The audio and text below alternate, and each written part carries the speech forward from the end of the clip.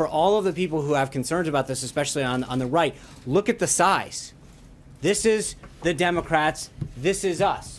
You can't get any clearer in terms of this is government, this is not. And I think that part of the reason the visual is important is that when you actually look at the difference, you realize this is what big government does. It crowds out competition, it drives up prices, it stifles entrepreneurship and innovation, doctors leaving the markets, more and more people not taking Medicaid or TRICARE. That should concern people. When you've got veterans that can't, because most of the time Medicaid and TRICARE are tied together.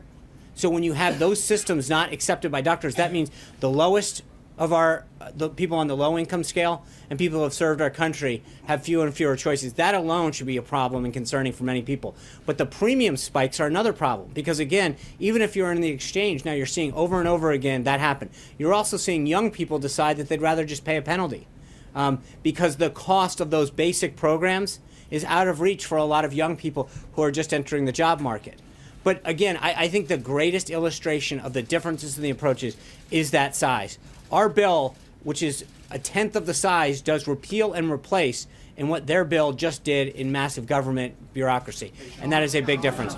CNN. Republican leadership's first effort to sell an Obamacare replacement plan has given rise to a unusual consensus in Washington. Officials on both sides of the aisle, including disparate factions within parties and influential outside groups, seem to be in agreement. The bill in its current form will never make it to the White House. President Donald Trump on Tuesday nodded to the long road ahead. Our wonderful new healthcare bill is now out for review and negotiation, he tweeted, while also calling Obamacare a complete and total disaster. Our wonderful new healthcare bill is now out for review and negotiation. Obamacare is a complete and total disaster, is imploding fast. And mdash. Donald J. Trump, at Real Donald Trumps, March 7, 2017. The early reviews suggest those negotiations might be even more contentious than many expected. That Democrats would be united in their opposition was a given, and an afterthought. The party is almost completely powerless on Capitol Hill, where much of action will happen through the simple majority budget process. But the GOP rank and file and its orbit of donors and think tanks will have their say. And so far, they're saying the bill is dead on arrival. Here's a look at who is opposed and why. Read more of House Freedom Caucus and Senate allies say it's Obamacare light. Just watch Ed Paul. United in repeal. Divided on replacement or play more videos. Must watch Paul. United in repeal. Divided on replacement. 0201. The most vocal opposition to date has come from the Tea Party and its descendants in the House. Many of them campaigned on promises of full repeal.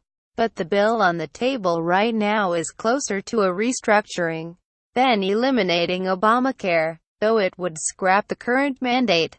The new proposal includes an inducement to stay insured, in the form of a 30% surcharge on a year's premium, for anyone who allows their coverage to lapse or drops it, then seeks to re-enter the market. Conservatives also view the prospect of a refundable tax credit to help pay for insurance as another entitlement, or government spending program. In an interview on Monday, Ohio Rep. Jim Jordan, a former Freedom Caucus chairman, told CNN's Lauren Fox that the new plan is, in many ways, is Obamacare by just a different format. Jordan and his colleagues are pushing a separate proposal that doesn't figure to get much attention from party leaders. Michigan Rep. Justin Amish said about the same on Monday night, tweeting that the replacement bill amounted to Obamacare 2.0. Obamacare 2.0 https t://co p0zkkmd3ut and mdash. Justin Amish, at Justin Amish, March 6, 2017. Freedom Caucus Chairman Mark Meadows began to share his concerns last week, before the plan went public, tweeting, "Every tax, every mandate, every regulation of #Obamacare needs to go. I support my friends at Rand Paul, at Sen Mikely, and at Ted Cruz. Every tax, every mandate, Every regulation of #Obamacare needs to go. https t://co.zdlx lyric and mdash.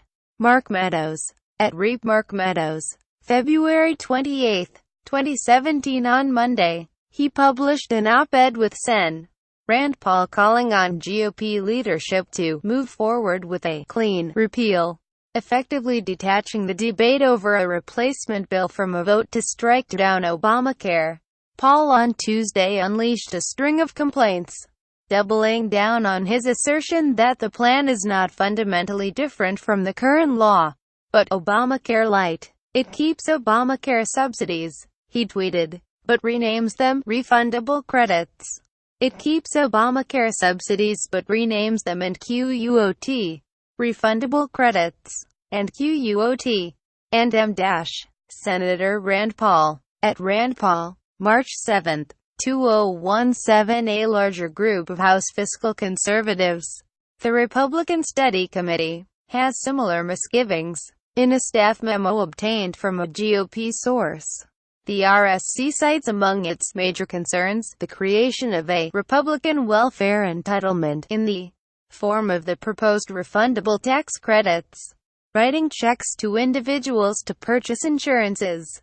In principle, Obamacare, the memo says, the moderate Republican Senate holdouts are worried about Medicaid. The pressure is not coming exclusively from Democrats and the Republican right. A group of 4 more moderate Republican senators wrote a letter to Majority Mitch McConnell on Monday expressing their concern over potential cuts to Medicaid, which would be targeted for a broad overhaul.